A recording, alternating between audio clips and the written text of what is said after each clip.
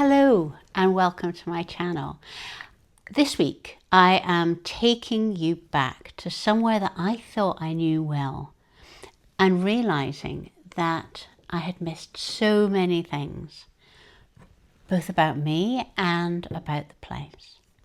So it was my birthday weekend this last week, and we decided that we would pack up Teasel and the car and head down to Galloway in the southwest of Scotland.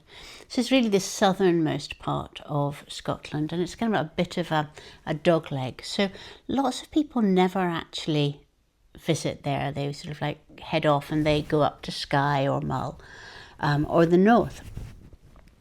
But it is the most beautiful landscape and place, and it's imbued with this wonderful energy. Now, I knew it back in my mid-20s to early 30s, and at that time I was a very different person, very type A personality, and I sort of like striding around with purpose, and I think I had a lot of blinkers on now looking back, but you know, I was full of energy and straightforward intention. So I was there because I was working as curator of British art at the Hunterian Art Gallery, which is University of Glasgow, and I decided that I would do a part-time PhD alongside that.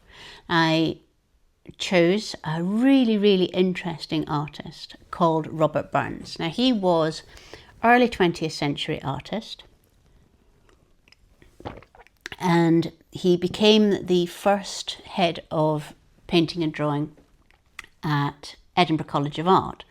But the thing that fascinated me about him, the reason that I thought it'd be an interesting thing, is that his career, it encompassed everything. You know, he was part of the sort of this start of the sort of Scottish mythology and narratives, very romantic, Scottish Renaissance kind of aesthetic-y movement thing, the 1890s. And he also did really kind of conventional woman by the windows kind of paintings. But alongside that, he designed labels for shortbread and tins and the interiors of some amazing tea rooms in Edinburgh. He designed bikes and charabancs and lots of illustrative pieces, and he didn't see these as different at all. He was putting as much effort and mind into designing a gate for a garden as he was, you know, doing a prestigious oil painting for the Royal Scottish Academy, and that intrigued me. So I was working on him and trying to find out, you know, at the beginning of a research, you're just trying to find out as much as possible that will give you clues to somebody's life. So I knew that Robert Burns had spent a lot of his summers down in Kirkcudbright in Galloway, and he was there because he was friends with the artist A. Hornell, who had a big house there and a big art studio. And it seems to be that rather than go out of the county himself, he just persuaded lots and lots of artist friends to either take long leases or to buy properties in Kirkcudbright and come down. And one of the reasons that people went down was that the light is amazing for painting. It's you can't really describe light on the west coast of Scotland, but it just makes everything look amazing. It's kind of limpid and it's beautiful, and if you haven't been, I would put it onto your list. So partly Burns was going down for that, but partly also he was interested in community and being with lots of different artists and so on. So when I was sort of 24, I headed down to Kirkcudbright, and I sat for days in the Honnold archives, and I was just like reading through lots and lots of, newspaper clippings and letters and all of that kind of thing. And the interesting thing is that going back now, the whole town looked completely different. It's almost as though I had my blinkers on so much being an academic that I didn't really see all of the art that was there. And it's, I've always loved visiting Kirkcudbright. It's a very charming town. But now, being so much more attuned to this different ways that art can be, not just in its medium, this idea of, I was very open there to the fact that designing a tin of shortbread could be just as interesting as doing an oil painting. But now I seem to have added on a different layer, so that there is this idea of energy and home and living spaces, and just almost the way that people are with others is also a form of art and creativity. I'd be interested to know what you think about that. So we went to Kirkcudbright, and that was the first thing, that this increased awareness of how much daily art there was in the town. And it's known as the town of artists, so that could be a clue. And also how so many of the tea rooms and the little craft galleries and things were vibrant. And sometimes you go to a craft fair and everybody's standing around like this, and it's really quite depressing. Well, here, everybody was kind of like full of life and chat and really ready to engage. Second interesting thing was, in the Kirkcudbright galleries at the moment, there is a big exhibition of the work of Jessie M. Now, Jessie M. is one of the women artists who are known as the Glasgow Girls. She was, again, working at the sort of like very early 20th century. She went to Glasgow School of Art, and there she learned lots and lots of different techniques and became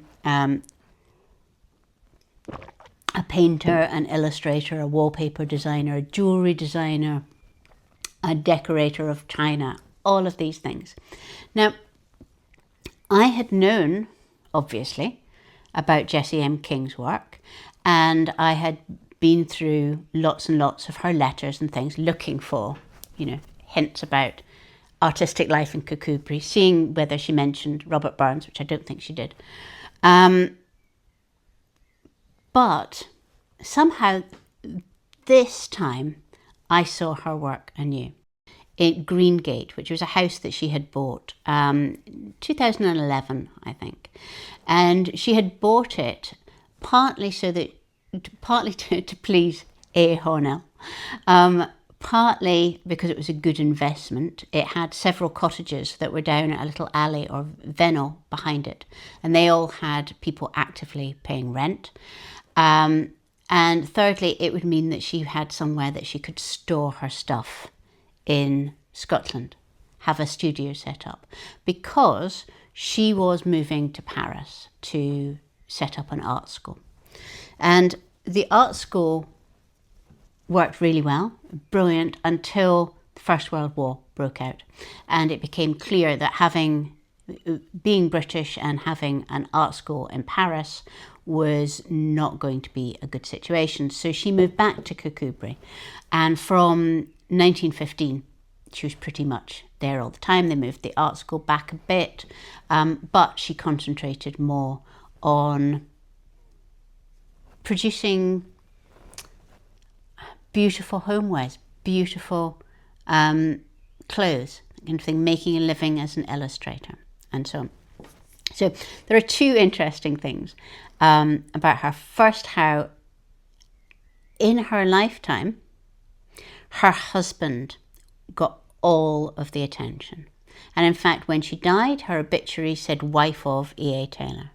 And the plaques that are in Kirkcudbright are, here lived E.A. Taylor and Jessie M. King.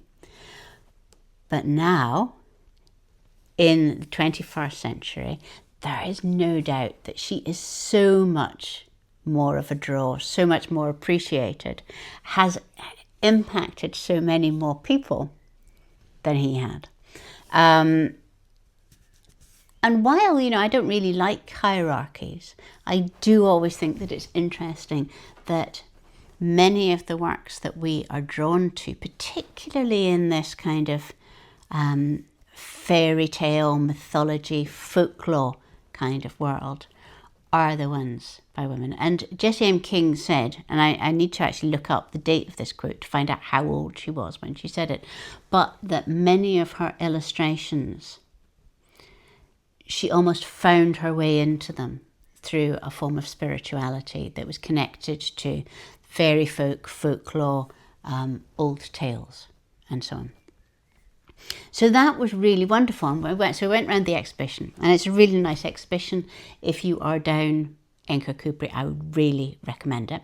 But the other thing, as we were going around, I realised that when I had been 24, 25, somehow I hadn't realised that she had done textiles, that she had created textiles, and that particularly she had for a number of years worked in batik. So she would paint silk with wax, and then she would deliberately crack the wax to get the lines, which were a bit more like her illustrations, and then she would dye it. And she was making silk scarves for Liberties, and she was also making like pictorial curtains and banners, all kinds of things.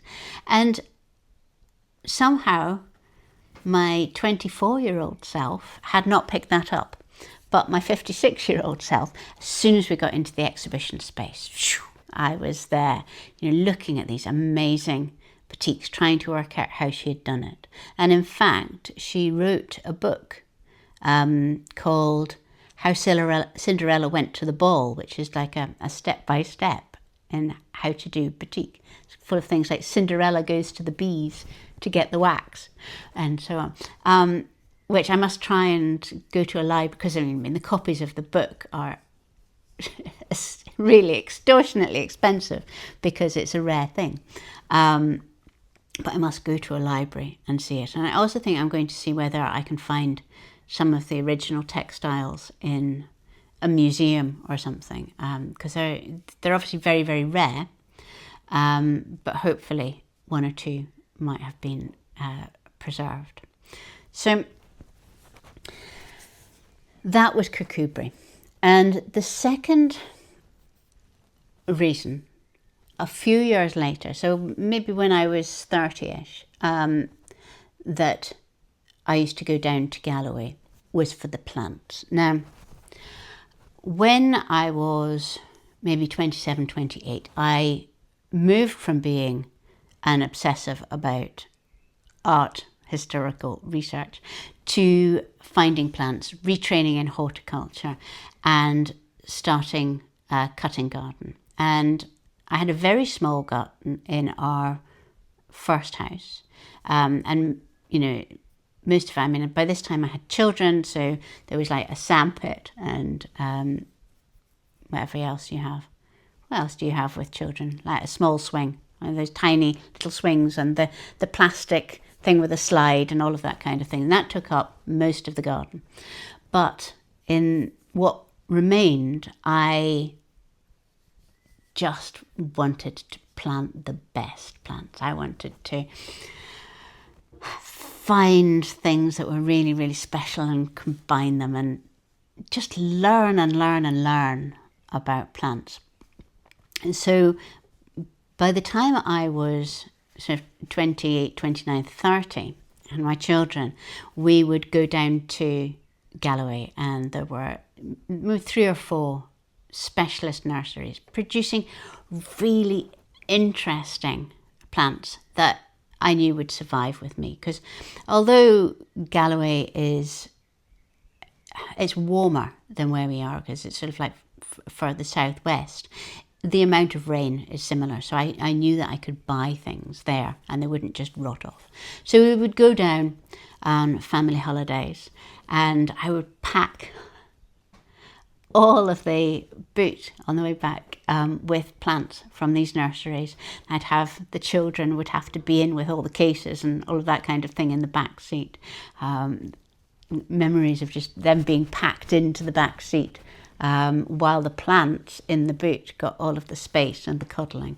So that was then. And so this time when we went down, the two things that I had on my list to definitely do were to go to the 2 walled garden nurseries that still survive down there. And see, because, 20 years, 25 years, 30 years maybe, is a long time, but 2 of them did survive and I was able to go plant shopping. And the thing that I loved about these nurseries was that the people that you were speaking to, that you were buying the plants from, obviously loved them as much as I love plants and would talk about them and where they came from and how they'd been grown and where they would be happy. And in some ways, I always got the feeling that if I hadn't come up to scratch, I wouldn't have been able to take away the plant. And I love that because in some ways my business has always been a bit like that. I want people to be able to grow things or do natural dyeing or all of the things that we do in the studio. It's really important to me that, in fact, I think that's why I created the studio, so that I could support people and send out the craft supplies or the threads or the dye materials or any of these things, so that I could give back up, so that people actually get round to doing things and that they get really good results. And that, I think, comes from that idea of the plant and making sure that it's going to be given the best home and treasured. So we walked around these gardens and just amazing, because when you're buying a plant and it's in a 7-centimetre pot, it's just all potential. So to see them actually growing and in these amazing spaces was, well, just wonderful. Wonderful. I had a fantastic birthday.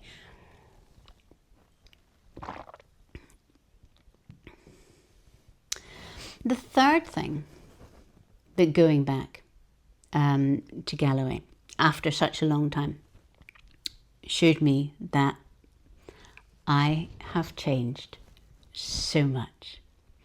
I have always been somebody who loves nature, particularly loves the sea. I grew up by the sea, and I am the person who comes back from every walk with pockets full of pebbles and feathers and cones and these kinds of things, and all of the windowsills in the house are laid out with stones and shells, and that is who I am. I am a collector of things as they go along. And Galloway has beautiful beaches, and they are just strewn with shells, and some of them with really long, thin stones, and some of them with round boulders. And it's interesting to see how each beach has different collections on it.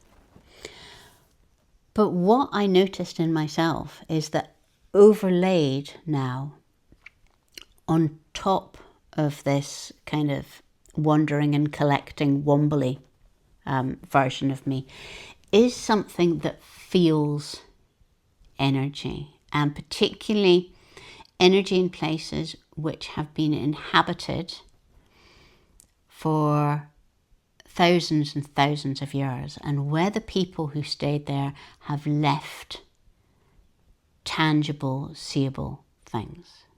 Things that we do not know what their significance is. But we know that they're important because they would have taken a lot of effort.